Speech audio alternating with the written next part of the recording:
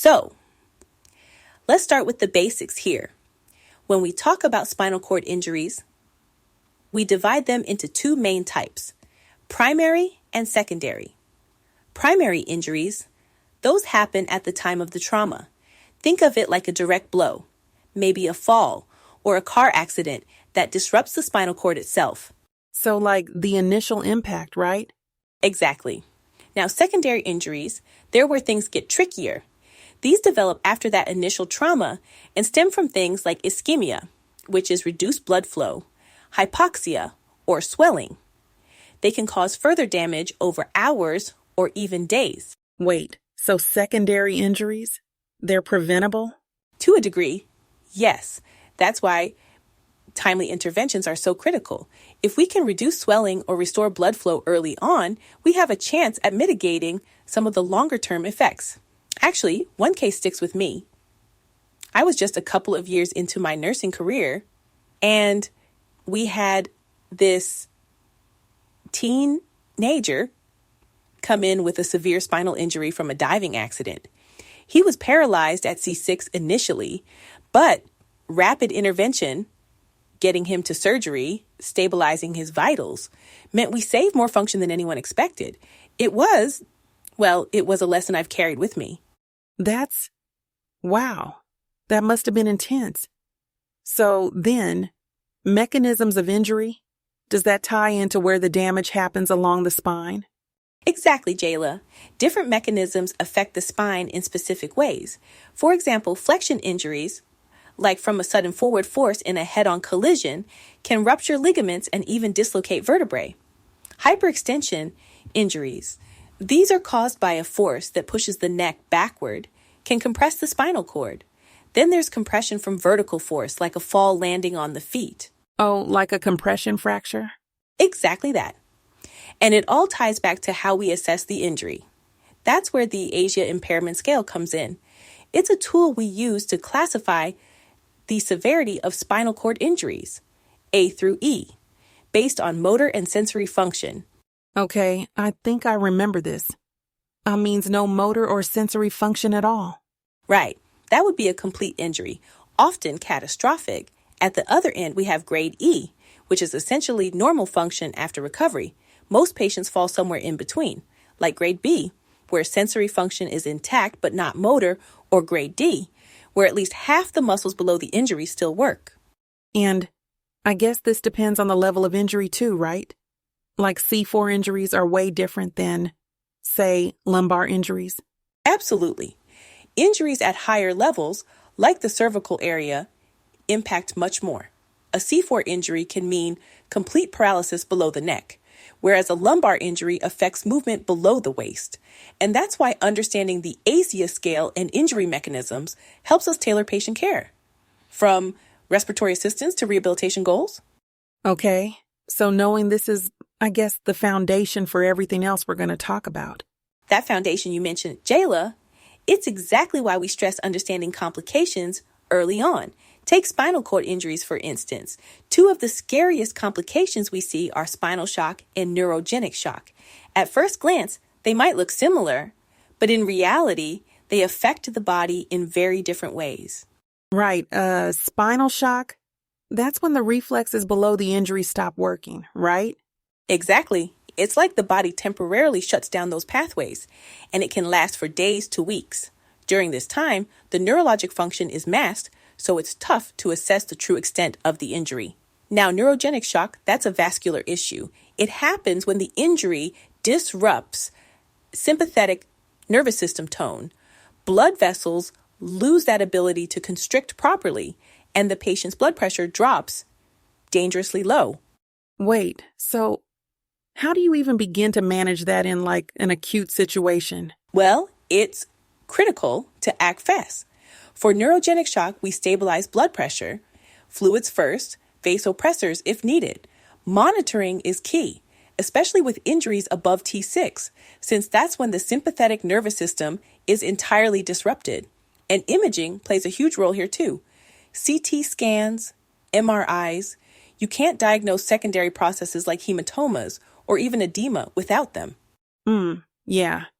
Imaging is something I know is important, but okay. So there was this clinical I was in last semester. My patient's BP started to drop, and instead of, acting right away, I second-guessed myself. I checked everything twice, and by that time, my preceptor had already stepped in. And what happened next? Well, honestly, she just told me that noticing it was half the battle. But I couldn't hesitate like that. We adjusted their position, managed fluids, and things got stable. But it shook me. She said, always act on what you see. You can always reassess after. Jayla, that's exactly the lesson here. Nursing isn't always about getting it perfect. It's about responding in the moment, especially with something like autonomic dysreflexia. Now, that's another complication you'll see more in the chronic phase. It's life-threatening, caused by sensory stimulation below the injury level that the body just reacts to uncontrollably. Blood pressure skyrockets. You're looking for symptoms like a throbbing headache, sweating above the injury, flushing, or bradycardia. It's a total SNS overreaction. So you treat it by finding the cause, right? Kind of working backwards? Exactly. First, you elevate the head of the bed, get that BP down, then find and resolve the stimulus. It could be as simple as an overfull bladder or even a wrinkle in the bedsheet causing pressure. Things like immediate catheterization, removing tight clothes, examining the skin for irritation. All of that can stop the chain reaction. But as you've learned, hesitation can cost time, and time matters. That makes sense. It's just, there's so much to think about at once. That's where practice and preparation come in, Jayla. Every patient, every shift builds those instincts. And here's the thing, you noticed your patient's hypotension. That means those instincts are already there. And that's exactly why preparation is so important. Every phase of care, from the scene of the injury to rehabilitation, relies on quick thinking and practice. Let's start with the first step, pre-hospital care. It's absolutely critical in setting the foundation for recovery. Like stabilizing the spine right away, right? Exactly. Limiting movement of the spine is priority number one. Most patients are kept supine, with their head and spine aligned to prevent further injury. From there, the goal is all about maintaining airway, breathing, and circulation, the ABCs of trauma care. Every second matters when you're trying to prevent secondary complications like swelling or hypoxia. And once they're in the hospital, it's about surgical stabilization. That's a big part of it. Surgical stabilization can help decompress the spinal cord and eliminate damaging motion at the injury site. Sometimes we'll see posterior or anterior approaches, depending on the location of the injury. Surgery is also often complemented by drug therapy. For instance, vasopressors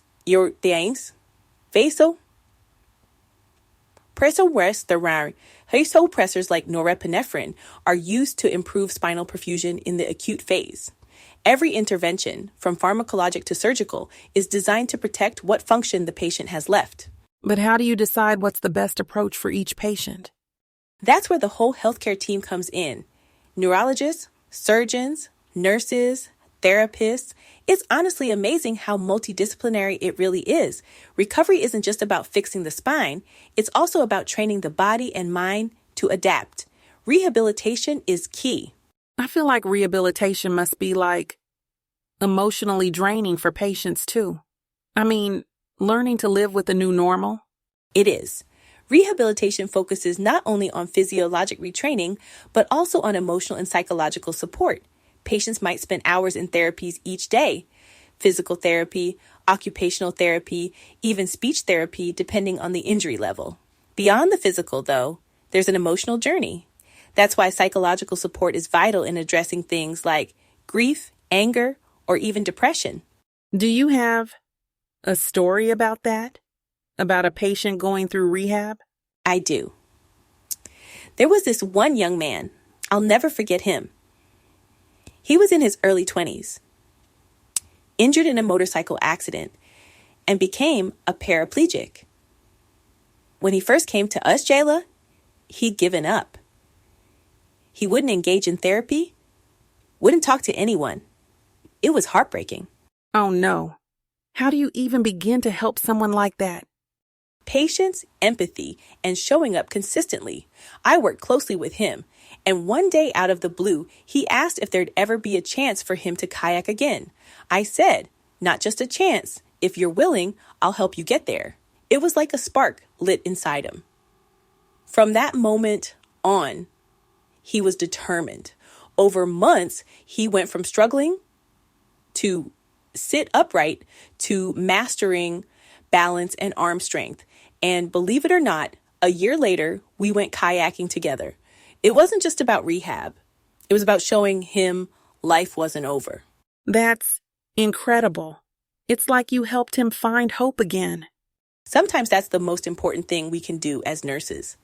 It is be a source of hope, whether it's supporting physical recovery or just being present to help someone through the emotional weight. It's all part of patient-centered care. It's about seeing the person, not just the injury. That's something I want to carry with me, to really focus on the whole person.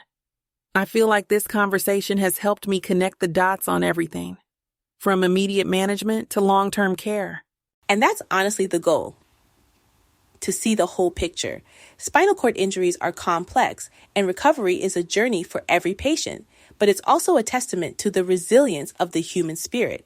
And as nurses, we're privileged to walk alongside them in that journey. That's beautiful. Thank you for sharing all this. It's really inspiring. And thank you for being open. Every patient, every experience will shape you into the nurse you're meant to be. And on that note, we've reached the end of today's episode. It's been great diving into this topic with you, Jayla. And to everyone listening, thank you for joining us on this journey through spinal cord injury care.